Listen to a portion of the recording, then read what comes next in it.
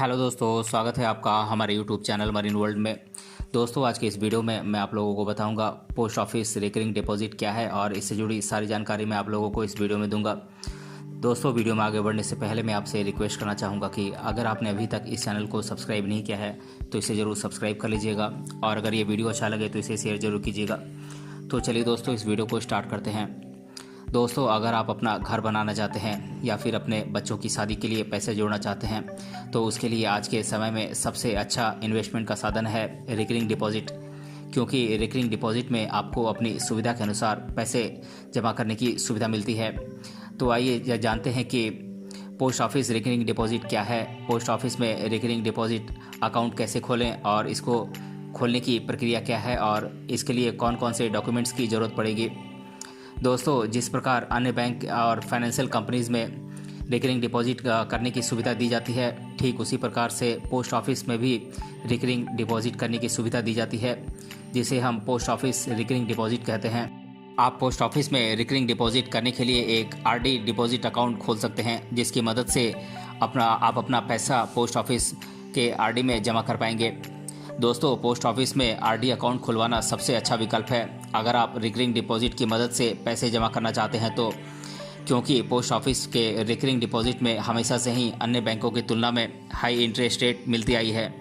दोस्तों, post office एक सरकारी बैंक है जिसमें जनहित के कल्याण के लिए कई योजनाएं निकाली जाती हैं। इन्हीं योजनाओं में कई बार रिकरिंग डिपॉजिट की योजना भी निकलती है, जिसमें आपको कई बार ज़्यादा ब्याज दर का लाभ भी मिलता है।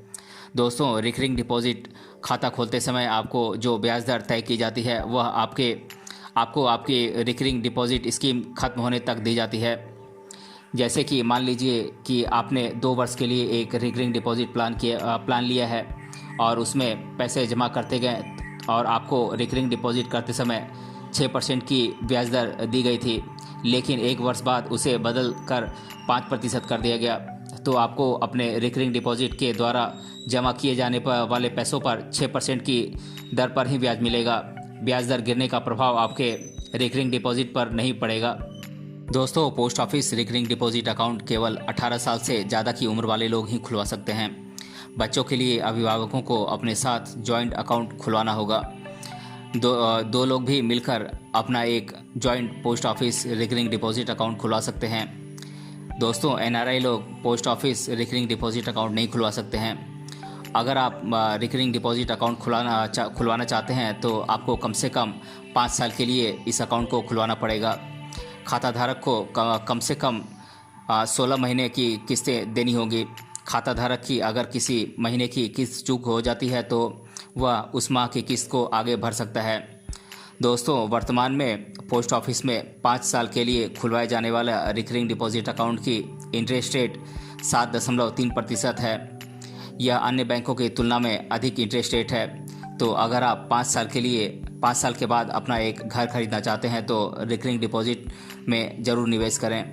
दोस्तों, पोस्ट ऑफिस में रिकरिंग डिपॉजिट अकाउंट खुलवाने के लिए आप अपना Aadhaar card, 2 passport size photograph, voter ID card, PAN card, इन सभी डॉक्यूमेंट्स को अपने साथ ले जाकर अपने नज़दीकी डाकघर में अपना एक रिकरिंग डिपॉजिट अकाउंट खुलवा लें और उसके बाद अपनी पहली किस्त खाता खुलवाने समय ही खाते में जमा कर दें। दोस्तों, पोस्ट ऑफिस में अपना एक खुद का आरडी अकाउंट खुलवाना बहुत ही आसान है। अगर आपके पास पहले से ही अपना एक पोस्ट ऑफिस सेविंग अकाउंट है तो आप उसकी मदद से बड़ी ही आसानी से अपना खुद का एक आरडी अकाउंट खुलवा सकते हैं।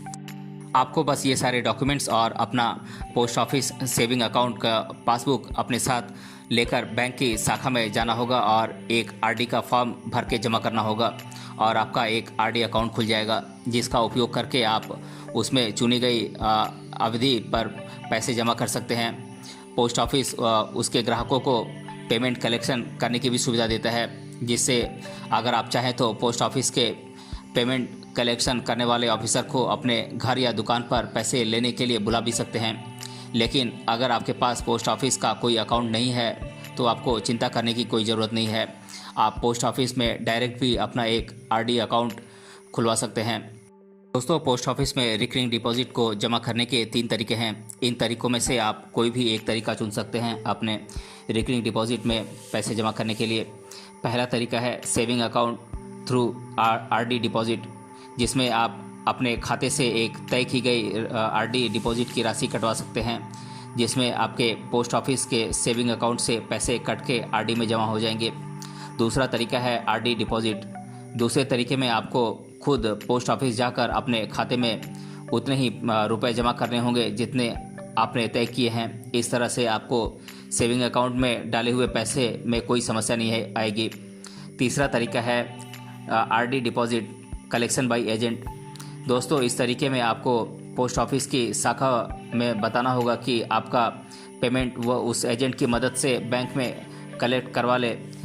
इससे आपको वहां पर जाकर पैसे जमा नहीं करने होंगे।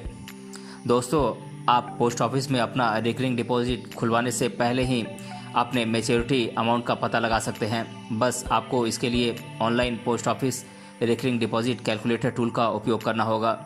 आप उसमें अपनी जानकारी डालकर यह पता लगा सकते हैं कि आपको कितना मैच्योरिटी अमाउंट मिलेगा। दोस्तों, अब मैं आप लोगों को post office recurring deposit account के बारे में लोगों द्वारा अधिकतर बार पूछे जाने वाले प्रश्नों को एक एक कर आप लोगों के साथ डिस्कस कर दे रहा हूं। पहला प्रश्न है, आरडी का फुल फॉर्म क्या होता है? तो दोस्तों, मैं आप लोगों को बता दूं कि पोस्ट ऑफिस में आरडी का फुल फॉर्म होता है रिकरिंग डिपॉजिट, जिसे कि हिंदी में आवर्ती जमा भी कहते हैं। दूसरा प्रश्न है, पोस्ट ऑफिस रिकरिंग डिपॉजिट कैसे खुलवाएं? तो दोस्तों, मैं आप लोगों को बता दूं कि आप अपने नज़दीकी डाकघर में जाकर अपना post office recurring deposit account खुलवा सकते हैं, जो कि निःशुल्क होता है। तो दोस्तों, आज की इस वीडियो में हमने जाना post office recurring deposit account क्या है और इसे कैसे खुलवाएं। इसके बारे में मैंने आप लोगों के साथ डिटेल में डिस्कस किया है। अगर ये वीडियो आपको पसंद आया है तो अपने फ्रेंड्स तक इसे ज़रूर शेयर करें और हमें कमेंट बॉक्स में कमेंट करके बताएं कि ये वीडियो आपको कैसा लगा। मिलते हैं अगले वीडियो में किसी अन्य टॉपिक के साथ। तब तक के लिए धन्यवाद।